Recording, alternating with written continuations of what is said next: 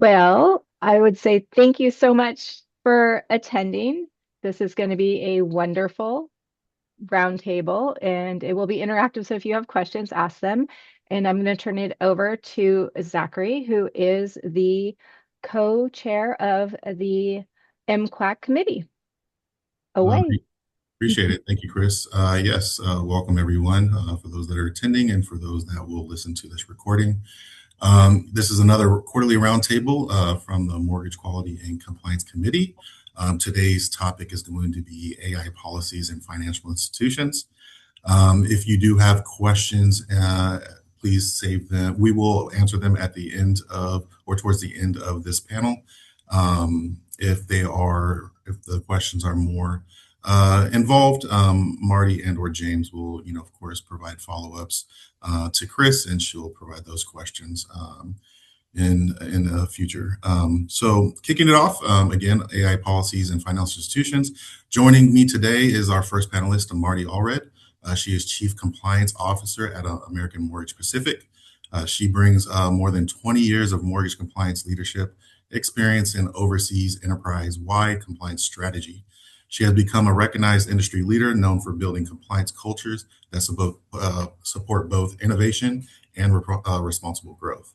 Marty, welcome. Thank you. Our second panelist is James Brody. He is the founder and managing partner of Brody Gap LLP. James has more than 2 decades of experience advising financial institutions, independent mortgage bankers, credit unions, and fintechs on complex regulatory and legal matters. He is widely recognized for his work in mortgage banking law, risk mitigation, and emerging compliance issues impacting financial services, including AI governance and operational risk management. James, welcome. Thank you very much. All right. So the first topic that I would like to discuss today is where AI is already showing up in mortgage operations. If you both can just walk us through a few AI use cases you are seeing most often in originations today. For example, from lead intake to document discovery. If you want to focus on, the extent of TCPA, UDAP, et cetera. James, if you would like to begin. Well, really getting into the use cases, and we just finished up, our first use case because, which is, it was Friday Harbor AI, and I can't really, I can't get into the details of that one. I think it's fair to say that, people are getting AI coming at them from, every vendor. And there's a lot of, there's so many use cases that need to happen that just haven't yet. And that's because, a lot of the AI that's being ingested are not, big and flashy. They come in updates in an LOS. They come in the $20 chatbots that an LO uses to try and address their marketing or God forbid they throw it into a 1003 into it. But general counsels are having to utilize AI in a way that, especially in the governing part, which is, I think, where it's really starting right now because there's so much liability that, a lot of the executives that we have seen are not, and we're talking about, smaller to mid-size IMBs, some of the ones that are a little bit more sophisticated, bigger, are, really making a charge at it. And, that's great. But most of the C-suite and the clients that we, speak with, they don't even know half of the AI that they are using right now. Now, as far as a use case like underwriting, you have to look at the current statutory framework. I think that's where to start because there is no federal law, there is no preemption, going on right now. It's going to be a patchwork of state laws, and you've got Colorado, you've got Texas, to varying degrees. Everyone's going to look into California. But if you are looking at the current statutory framework, ECOA, fair lending, TCPA, and you build around that, or at least you understand how the AI fits within the organization, you're going to be much better off of getting a handle on how to start your sort of governance of it. But the first thing you have to do is inventory all of your vendor, inputs, and really you have to pull every single contract. in the underwriting space, is HMDA data getting in? Is that causing, the AI process to, start to drift, hallucinate, whatever you want to call it? Are protected classes being used in adverse actions? And even if you put in a prompt that says don't do that, well, not even the AI people fully know how it fully works. So what are the guardrails in place? And I think that's what we are in the midst of right now. I just spoke with Freddie Mac and Fannie last night, and they said that, according to Freddie Mac, what they've put out in their guide is just the start, that they plan on going so much deeper. But they don't want to, do it all at once, realizing that people need to, acclimate to the current environment. So I hope that answers your question. I mean, there's so many different use cases that you can do, and certainly as a lawyer, I wrote an article about discoverability, confidentiality. I think the best thing to do, at least on that for some practical takeaways, is to have, whomever you have really managing the process and of, AI governance. I wouldn't put it in IT's hand. I mean, I think it's a special enough set of obligations to really create even a new position, or one that is going to really keep their eyes on that ball and not have to be too, spread thin on it. But you should look at having an enterprise version of one of these LLMs. You should have an acceptable use policy. Things that are going to, you have to have a most important education, like what's happening right now, because that's, I think, where it all really starts, is that people are really waking up to what's going on. And they have so much AI. Every other conversation, you hear that word, whether it's work, not work, that they don't know, what to make of it. And so I think education like this is critical. No, agreed. And to your point, they are waking up and, sort of having these conversations about compliance and financial policies definitely needs to be had within the industry as well. So, Marty, let me ask you, if you've seen similar use cases as James has spoken, or have you seen something different? In addition to that, if you both can speak to what you see as sort of like the highest risk from a compliance standpoint, Marty?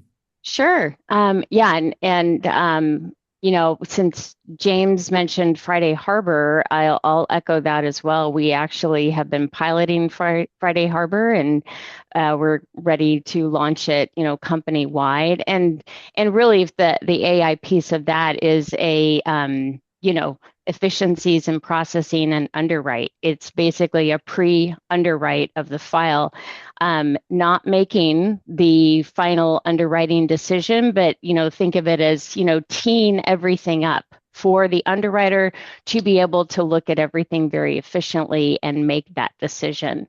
But, we'll have to monitor it very closely as it goes. Like James mentioned, we have to make sure it is not making decisions and the underwriter is just saying, yep, agree, and then continuing on. That would be bad. So we're going to have to keep monitoring it to make sure it's where it's producing the results that we're expecting it to. It's not going too far. It's not hallucinating. It's not, ending it up in a continuous negative loop. There's just a lot of monitoring we have to continue to do with it. And that's the one thing with AI, is that it is constantly evolving and changing. And that's why everything related to AI is really going to heavily rely on a very robust change management process at every institution as well. So again, with underwriting, whether it's pre-underwriting, full underwriting, that's very, a very high risk area.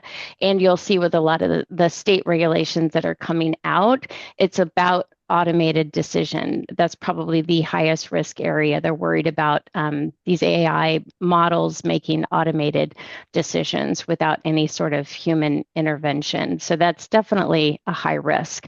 Some of the other use cases that we're seeing is, loan officers wanting to really use it on the very front end to help engage consumers. So we're seeing AI callers. We're seeing loan officers want to engage if they're marketing and advertising on social media, and consumers are entering their information saying, yes, I want more information, please call me.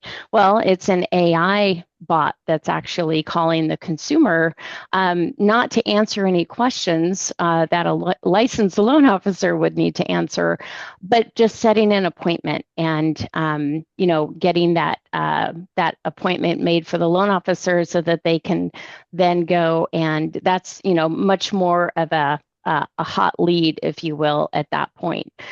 So we're seeing a lot of that with calendar setting, with appointment making, following up, just making because the AI bot can follow up immediately, whereas loan officers may take an hour or two, and that counts in the sales arena. The faster that you can respond to a customer wanting to talk to you and wanting information, the more likely you are to be able to turn that into an application. So we're seeing that in a lot of use cases, and of course, that brings into all the questions around disclosure of the AI assistant, consent. Are you getting express written consent from that consumer, to be called or texted? Are you meeting all the TCPA requirements? Are you meeting, all the federal requirements? How are you managing opt-outs? All of that, and then also how are you monitoring for that? I will say on that front end piece, it's very interesting because as we've been doing some monitoring with a couple of vendors that our loan officers have been using, it's pretty telling, the customer service piece behind it, and that consumers don't necessarily, when they want to talk to somebody right away, they can get very frustrated when they know that it's an AI bot just trying to make an appointment for them. So you've got to look at the customer service side of it too. How often are people dropping the calls because they're just like, gosh, I really just want a human to talk to. So that's just another, maybe not a compliance concern to think about, but a customer service concern to think about too. So we're seeing a lot of those use cases in that front end sales cycle. Gotcha. Yeah. So from what you're both are saying, there's definitely AI being implemented from the origination perspective. So, as we go further into, how do we sort of, create policies around this? Some of the conversations are, how do we build an AI governance framework, right, before we actually need one? So the question to you, Marty, what are some essential components of AI governance framework? Let's say, for example, for a mid-sized mortgage lender, taking into account, some of the structural requirements, such as AI governance committee, developing one, and also some aligning the framework. Do we align with the NIST, right? AI framework, things like that. So what do you believe should be some essential components of AI governance? Sure. Well, the first and foremost, and I consulted with our CIO, Michelle Bushman, who's very active in this space, on some of these questions, because she's been heavily involved in the AI topic with MBA and with MISMO. And the number one thing she said is build your AI inventory. You have to know what you have out there. Identify every AI tool across your institution. And that may take some time, because your company may have been adding AI tools for the last year, 2, 3, that weren't maybe necessarily identified as AI tools. But you have to start somewhere. And even if you feel like you're behind the 8 ball, which I'm sure a lot of lenders are feeling behind the 8 ball, just because of the velocity of how quickly AI is moving and changing, but start somewhere. start identifying those AI tools. And you'll have to engage almost every department in your company to really identify those, but try to go from the high risk down to the low risk. So are they using AI in your operations, in underwriting? That's probably the highest risk item right now, but also with anything that involving customer data, because that's a huge security risk and privacy risk. So identify the vendors, go around to each of your departments and include any shadow AI, which is basically any department or maybe loan officers out there using public chat GPT, because that's going to be something that you need to identify as well. And then classify each of those AI tools based on risk level, so that you know where to put your most energy first. And again, high impact uses like underwriting, down to low impact uses like maybe back office checkers or something like that. So you can really identify it by risk. And then you're really going to want to go back to those vendors and go back to them with specific AI questions so that you can really get an understanding of exactly what the tool is, how it's being used, what kind of data it's processing. Are they also using third-party services? So that's another key element. How far back with third-party services do you have to go with just a particular tool? So really an AI specific vendor question list is going to be really important as you go through that. And then document everything. Start adding either draft an AI governance risk management document as a starting point, or go to each area and start adding an AI component to those policies and procedures. There's no right way or one way to do it. You just have to start somewhere with one of those approaches. Gotcha. Those are definitely some essential components. So James, to you, are there any other essential components outside of what Marty's already listed that we should take into consideration? Also, she mentioned about developing a policy. Yeah. Would you align that framework with an industry standard that already exists, or how would you approach that situation? Well, no, and I think she, did a great job of outlining some of the key pieces. It really does start with that inventorying because, people don't know what they already have. And again, they're looking at it from the new perspective. They look at a company, with an AI in the name, and promising to, create these amazing efficiencies, but it's coming into the company through updates, through all their normal vendor products that they're adding AI to this. So it's coming in that way, and you really do need. But I think to get to that inventory part, you have to make a decision inside the business to who's going to have the ownership over it. You have to have someone that's going to really, whether it's a person, whether it's a committee, they have to have escalation authority. They have to be able to have some sort of maybe amnesty for people who are using various AI, and won't be getting in trouble for maybe, turning it in. Then you have to give them an alternative that they can use. So, there's a lot of different pieces and you have to think about it from, your own governance of your business. In the sense that, you want to keep your LOs happy, you want to keep everyone happy, but you also want to make sure that you're doing what needs to be done, and we're in an environment where there's not a lot of clarity. So, I think it's great what Ms. Mo is doing. There are, other, there's 230 control factors that, we had mapped out, but we do need to have a starting vernacular, in this space. Because even all the AI that's been going on, on the depository side, they have fourth party due diligence, where they're going to be looking at, well, who's not only auditing your vendors, but who's auditing the vendor's vendor, which, in this case might be Google, Anthropic, OpenAI. You've got political issues with regards to Anthropic, what can be used if you are in an institution where that's going to be problematic. But yes, committee person ownership, inventory. It starts there. Before you can govern something, you have to know what that something is. And then, understanding the practical problems that will be coming up, especially as a bigger institution. People are going crazy right now with AI. And I have no doubt that if Fannie, Freddie, anyone actually, lifted up the lid on, companies right now, no one would be fully prepared that I'm aware of. And so, but we already have Freddie who went into effect, and Fannie is coming up in early August.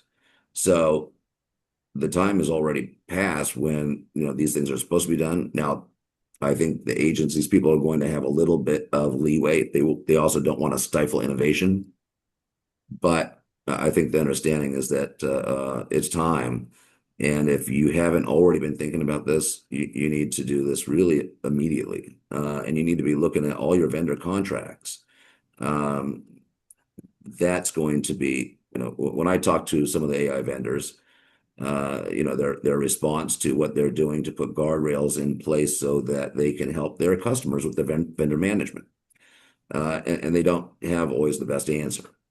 And so I think, you have to look at a contract that was not necessarily prepared for AI, and the game has changed. And so the provisions in there need to change as well, because it's the lenders who are going to get hurt if a vendor is not doing something that could, impact them, and especially when it's getting fed in. So it's kind of a long way of saying that, you really need to take a look at where you're at right now. And that's kind of where, some of the limited attestations, it's a tailored gap audit. You have to go in and really see where your weaknesses are first. Because doing a ground up review, costly, time consuming, but someone needs to be looking at it. Yeah, and you sort of hit on my next question. So Marty, I'd like to bring you in on it. Is we're talking about ownership, right? Is it going to be a sort of a shared ownership, mapping technology, who owns the model, who owns the governance framework, or is it going to be an emerging role? James, I'd like to get your input too after Marty. If it is an emerging role, would it be sort of head of AI, AI risk officer that reports sort of jointly to the CCO, CRO, or distinctly partnered with the CIO? Marty, what is your take? Yeah. Gosh, I think today every lender, they're just going to have to link arms with compliance, risk, legal, IS, and because at the moment, those are the key areas that you want involved. And lenders, run the gamut in terms of size, and not every lender is going to be able to add, a head of AI technology and what have you. That would be fantastic. But coming off of 3 very difficult years in the industry, that's a tough ask for a lot of lenders to go to their CEO and say, hey, can we do this? And everything is changing so rapidly that just may not be practical for everybody. So look around your existing organization. No one person, no one department is responsible for this. They're really not. And because it involves your compliance, your risk, your legal, your IS team. So you're really just going to have to link arms at this point and identify, at least today, what type of committees do you have where you can bring in AI discussions if you have not already? So if you have a risk committee, that's a great place for it. Start the discussion. It's not too late. Just start the discussion and it will evolve from there. If you have a compliance committee, start it there. And it just depends on each organization and how you're structured. But like James said, you have to start the conversation. It's not too late, but you do need to get going now, because as James mentioned, we're already seeing Fannie and Freddie coming out with guidance and expectations. And, I can tell you, having gone through recent Fannie and Freddie audits, they are asking about it. And although they've just recently come out with guidance, they want to see what you already have. And, the answer of, well, we're working on something is not acceptable at this point. Now, I think they're giving grace, knowing that it is changing and evolving rapidly. So they will, that just means they're going to be asking more detailed questions next year. So start now, link arms with all of those different areas, and at least start getting something, in writing. And it's going to change and evolve. It's going to be a constant thing, work in progress. No, I completely agree. And James, I know you shared a little bit, but would you like to expand or discuss a little bit? So I mean, I think it's absolutely right. A lot of the companies that we deal with don't have the resources to, really put, that one person in charge. And, as to linking arms, I agree. The only nuance I would say is that, again, having someone with responsibility who can answer to those questions, who's made it a job function of them. If you have to multitask, or if it's going to be a committee, I think ownership is the key, because otherwise, it's going to be too difficult to enforce. But I think insofar as those companies, there's so many available tools for education out there. It doesn't cost a lot of money. It just requires a little bit of due diligence and effort. So I think that those folks who are put in charge of it, made part of their responsibility. I think they have a real duty to get educated attending programs like this, where these issues are being discussed. And I think the conversation is continuing to expand. I kind of feel like we're in this great awakening time right now. And while I've been utilizing at least the LLMs for quite some time, it used to be my thought that you had to get burned at least once to really fully appreciate the really bad things that can happen with AI. Fortunately, it never happens to such a degree that you're seeing lawyers out there who are utilizing these LLMs. They're citing cases that don't stand for anything close to what they're saying they stand for, because they get lulled into this sense of, wow, this is just amazing. Judges are starting to use it as well to write their opinion. I mean, you have to really be thinking of AI as a tool as opposed to an answer.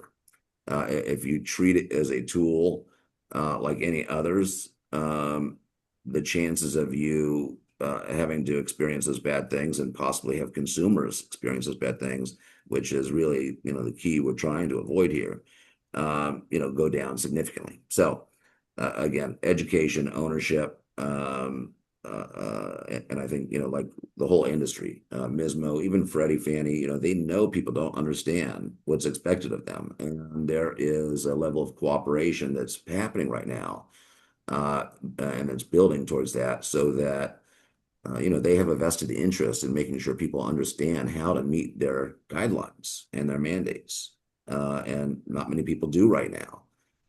So that's the whole process, with what we're doing, what MISMO's doing, what CNBA is doing.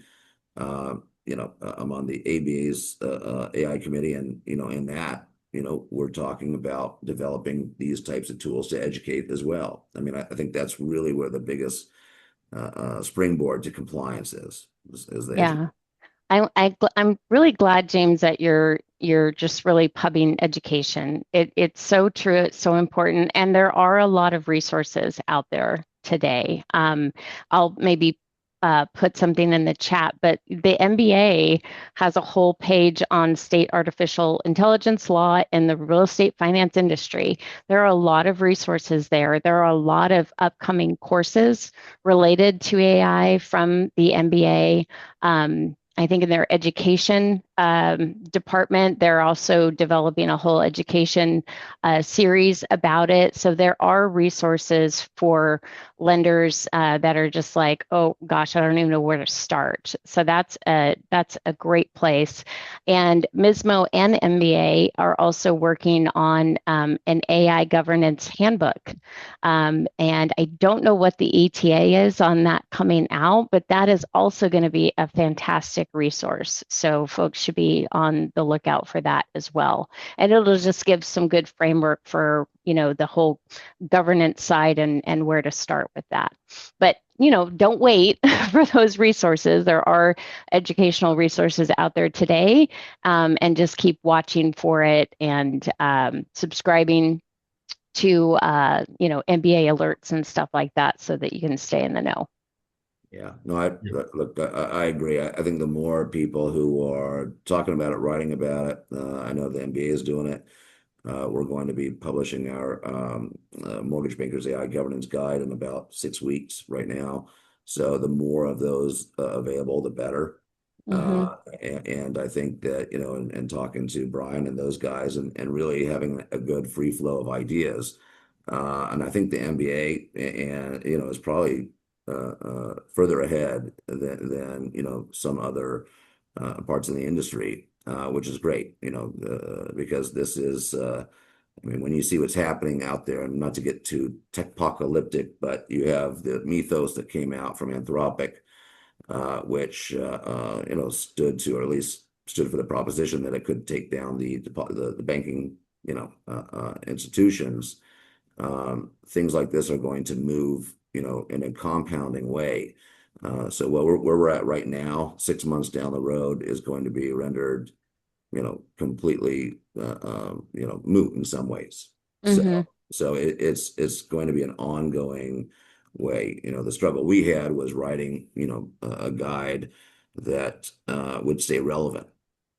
And I think that's going to be everyone's problem. But I think to the extent you write to the current statutory framework, based on the things like ECOA, TCPA, fair lending, you have a good baseline. Right. Great. You said 6 weeks. Yeah. All right. You heard it here. Yeah. I already have 2 articles that I had written on, that I posted on LinkedIn that they were written before Fannie's mandate came out. So I have to go ahead and, update those. And that's an ongoing process. Not that long ago, Fannie didn't even have a mandate. Right. So, and what does their mandate mean? One of the articles we wrote about as well, if you write to Freddie, you're going to likely pass Fannie. If you write to Fannie, you're probably not going to pass Freddie. And so understanding the divergence between those 2 mandates, again, it's, there's some nuances that, maybe not for this, roundtable, but certainly in future ones as we start to develop, kind of the groundwork and see a lot of those. I think it's wonderful to have people at least understand what they're talking about. Because if you're a CFO and you're building out, how you're going to comply, and your focus is on one that won't, do the other, you're going to want to take a consideration of where you're applying your resources, because it's much better to build once if you can instead of twice. Right. We appreciate that, both of you. So, given this is a, California Mortgage Bankers Association roundtable, I'd like to get a little bit more granular as it relates to, California regulatory layers. Thinking about a perspective of California plus posture, right? And given that CA gives us sort of the strongest single state baseline, but if California has not yet introduced some affirmative bias testing obligations, right? So with that being said, if you build to California, are you safe nationally, or does the state patchwork still bite? Well, I think the state patchwork will always bite. Look, at the end of the day, some are going to be more intense, and I think California, everyone looks to California, but you've got Colorado, you've got Texas, and I think there needs to be a national law here, because the executive order that came out from the Trump administration didn't do anything except, use a lot of could, would, should, and that's not going to get move the needle enough. And in the vacuum of federal law, you're going to have the states, doing what they think needs to be done to do that patch. So there's going to be a divergence naturally. So in the depository side, I mean, obviously they're looking at preemption, but that may not be in the near horizon. So, I think though that if you look at the agencies, you look at what's happening with a lot of the prep here, people are understanding what needs to be done. You need to have an audit trail, for instance. You need to know, and I say this, with good intentions, but the problem with the human in the loop is the human in the loop. Because if you have a prompt and three different people ask it with any slight variation, they could get three completely different answers. And what's being done. And so there are things though that can be done internally to improve the human in the loop for people. There's a cross-validation protocol that you can implement with enterprise LLMs where they are cross-checking each other. That's like one piece, but an acceptable use policy. And there's, I think, a number of them out, at least, the beginnings of them is a good place to start. I think HR, IT, compliance, GCs, need to really be looking at those and scouring them. We're about to put out an article about contract provisions for vendor agreements that really need to be looked at. What you need to ask your vendor on for your due diligence. How you're going to make them responsible, because again, the vendor's due diligence, the vendor's compliance is the customer's liability. Yeah, and so Yeah. Go ahead, Marty. Oh, I agree with James in that, and just going back to the question of, do you baseline everything to California or to, whichever state your corporate base is? We don't really have that luxury. We have to look at each, right now, today, we have to look at each state's AI laws that are coming out. A lot of the components of them are overlapping, but there are some slight differences, and we have to pay attention to that. There could be disclosures that are required in one state and not another. One state's risk assessment piece might be pretty broad and not specific, or doesn't ask for, require anything specific, but another states might. So right now we have to look at each state's specific regulation and see how it applies to our business and what operationally and from a compliance standpoint we have to do. And like James said, the executive order for federal AI regulation, it was just kind of a shot across the bow, and nothing tangible has come out from that yet. So we are stuck with looking at each state specific piece and seeing how we need to navigate that. Right. Yeah. With, from a federal perspective, that may never come, right? So looking at it from a practical guidance lens, what I sort of gather from you both is sort of like maintaining a state regulatory matrix, right? Which is definitely not a strategy you want to have long term, but it is a stopgap. Is that sort of the idea I get from you both? Yes. Yeah, I mean, absolutely. everything going on is a stopgap at this moment. I mean, because look, it is temporary. I mean, the rapid way that the technology is evolving. I mean, it was only 7 months ago I was playing around with vibe coding, and I was like, wow. But I guess to everyone's silver lining here is that in the earlier days with technology boom, it was the younger generation who really held the advantage. And I think that we are in an age where we have these powerful, tools, and the most important skill set that you can have with them is context and wisdom and experience, because you need to know where to point them. Now that you have a user interface that you can just talk to them in certain ways. So it's becoming more intuitive. But again, the Googles, the Anthropics, they are not set up right now to address their own vendors, and people are exploring and innovating. But the key here is to innovate, knowing what the rules of the game are, and that's and I think that's the barriers. Right. So yeah, I would like to sort of shift focus on a different question. James, I like being with you. You brought it up a few times. Yeah. But focusing on Freddie Mac's AI governance requirements, whether it's security obligations or vendor pass-through governance, and you've recently had discussions with them. What would you think is the most underestimated piece that falls within those areas? Well, I don't know if, and I say this, underestimated piece would, mean that people, had already in their minds what the estimated pieces were. Right.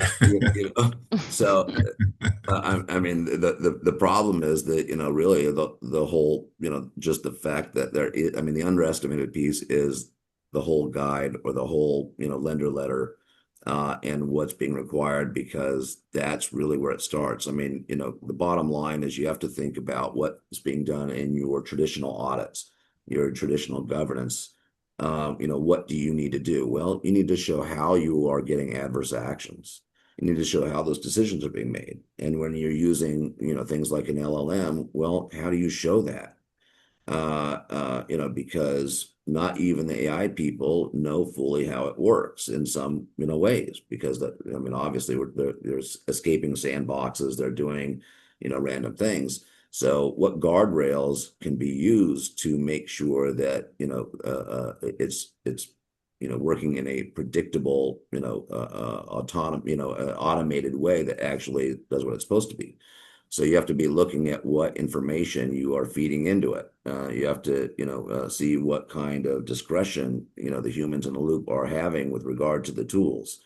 There's a lot to it, but, like right now we have three different types of audits that we're working on. One just being your traditional 8-module CFPB audit with a AI overlay of where it gets ingested at.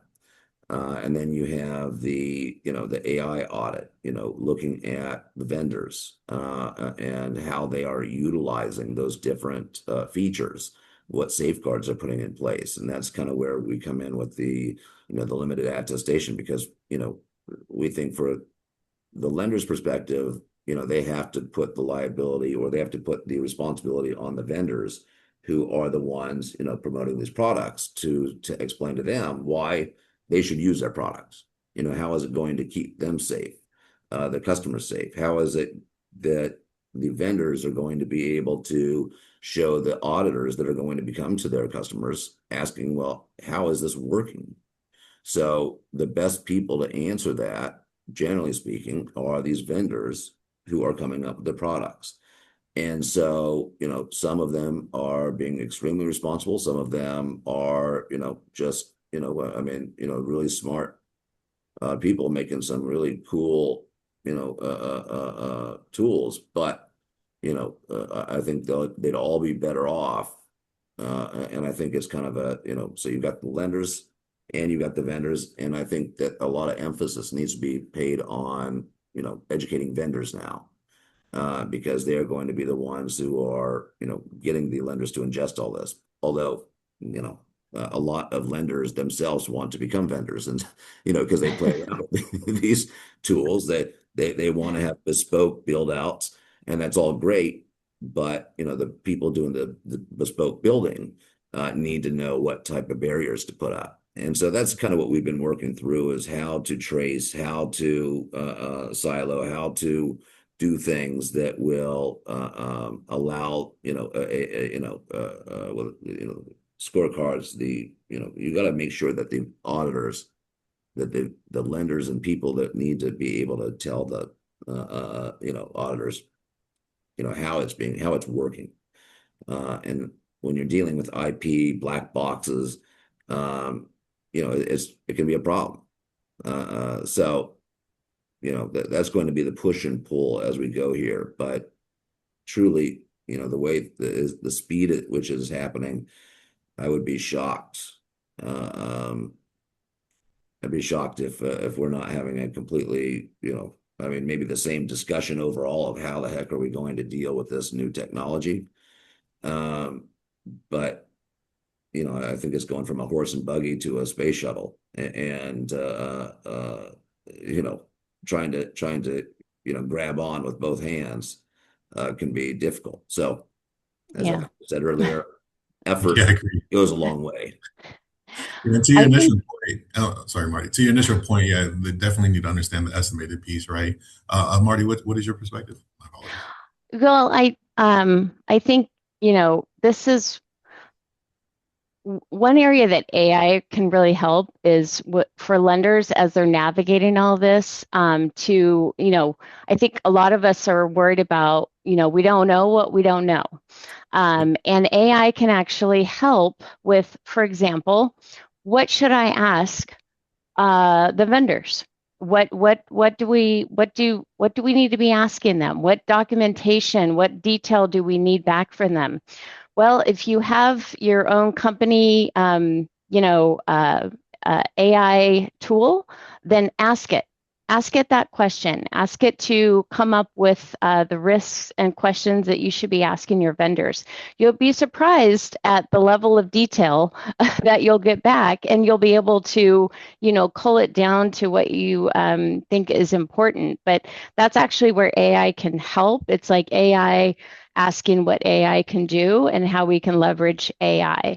It seems a bit of like an oxymoron, but it actually is very beneficial. Our company has our own, version of ChatGPT, and so we're using it for stuff like that to start develop things from the ground up, where we don't have all the expertise or details, and it's pretty remarkable, what it's giving back to us. But you've got to start somewhere with the vendor questions, James, like you said.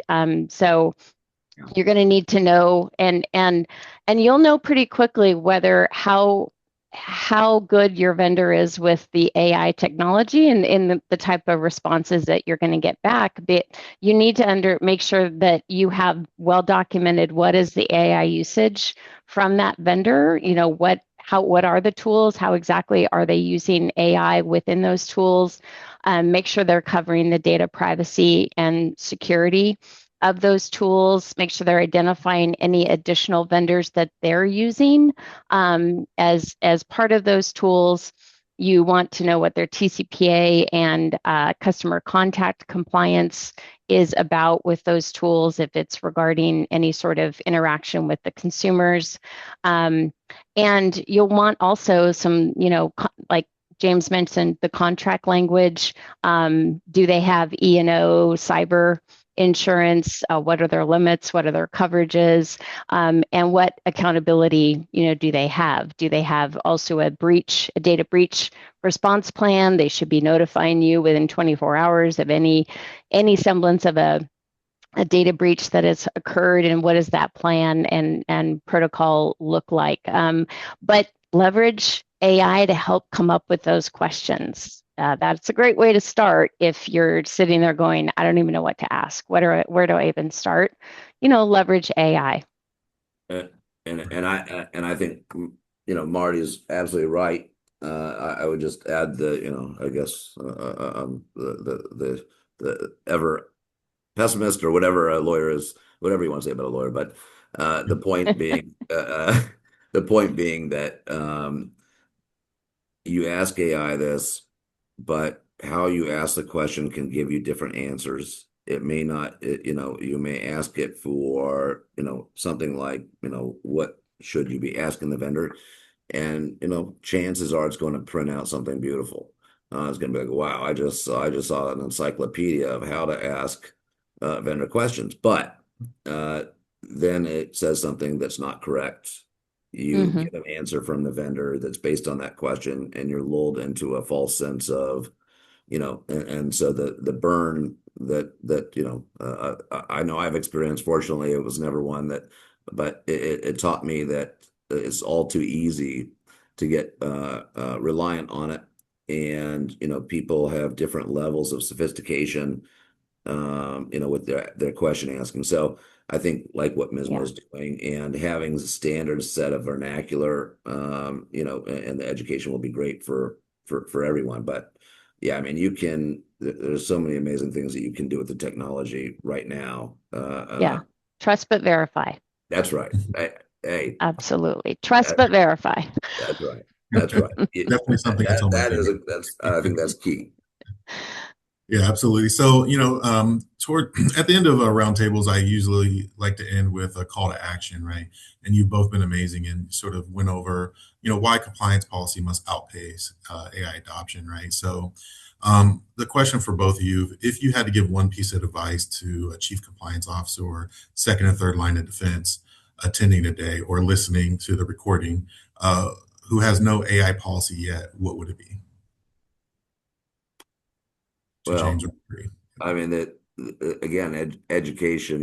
If you are the one who has that responsibility, or a committee, or if there is nobody, take the initiative, raise it up. If you're in compliance, you've got an obligation to speak truth to power to the people who need to make those decisions, because chances are they may not realize the gravity of liability that is there. And so, taking that initiative to make sure that if you don't know who is in charge of that you find out who is, or that, you bring it up as an issue, and then that the weight of the company behind education is really given, more so than anything else, educating yourself, educating the company, raising awareness to the problems. I can tell you, a little selfishly, I didn't drop my article on AI privilege issues, until after I sent some CEOs discovery questions asking for their chat logs. But the point is that a lot of those people would want to know beforehand, before they treated their AI as not only their legal counsel but their therapist, their whatever else is there, because all of that is non-privileged, non-protected. And what you put into those LLMs, without proper safeguards, can cause you and your company to suffer some real harm. Yeah, and I would say at your next risk committee or compliance committee, if you're not already talking about AI governance, bring it up in the next one. Start locking arms with your risk and legal and vendor management, and even production teams. And production teams especially, they'll give you an idea of what might be already out there that you weren't aware of. So my call to action would be bring it up at your next meeting, put it on the agenda now. Completely agree. Yeah, and so this would conclude, the roundtable in AI policies and financial institutions. Marty, James, on behalf of CMBA and the Mortgage Quality and Compliance Committee, we really appreciate your time and your insights into this issue, as we really need to develop, policies and really get ahead of the introduction and or the adaptation of AI. So with that said, I appreciate your time, your effort, and your expertise. At this time, Chris, I'd like to kick it back to you. Thank you guys so much. I really appreciate it. Like Zachary said, your time and commitment to this. And I appreciate those who were able to, thank you, Chris, so much, who were able to attend. And we will be pushing this out to other people so that they can learn from your valuable insights. I appreciate it very much. And everyone, I hope to see you at our Western Secondary Conference that will be this August 10th through 12th at the beautiful Terranea Resort. And of course, our Campac Golf Tournament, which precedes that at the lovely Palos Verdes Golf Club. Hope to see you there. And as always, if you need anything, please feel free to reach out to me. I'm always available to you. Take care and have a great rest of your day. Bye. Bye. Take care. Thank you, James. Thank you, Marty. Thank you.